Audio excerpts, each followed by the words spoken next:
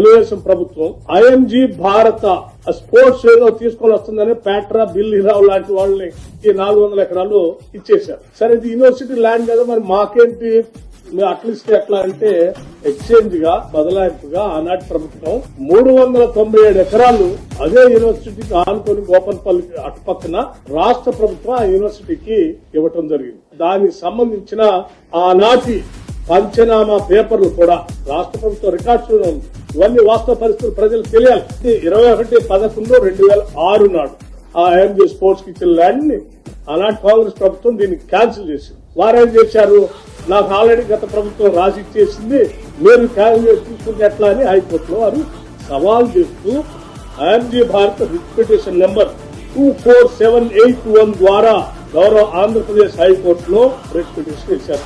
రేవంత్ రెడ్డి గారి నాయకత్వంలో ఈ రాష్ట్ర కేబినెట్ గట్టిగా నిర్ణయం తీసుకొని ఎట్టి పరిస్థితుల్లో ఇంచి భూమిని కూడా వదిలిపెట్టడానికి లేదు, ఇది ప్రజలకే చెందాలని చెప్పి హైకోర్టులో కొట్లాడి దీనిపైన కేసు గెలిచి కొన్ని వేల కోట్ల రూపాయలు విలువ చేసే భూమిని మేము కాపాడి ఈ రాష్ట్రం బాధపడుతున్న నిరుద్యోగ యువతీ యువకులకి ఉద్యోగ అవకాశాలు వచ్చేటట్టుగా ఒక పక్కన ఆస్తిని సృష్టిస్తూనే ఇంకో పక్కన లక్షలాది మంది నిరుద్యోగ యువతీ యువకులకి ఉద్యోగ అవకాశాలు కల్పించాలని మేము తాపత్రయపడి పనిచేస్తాము.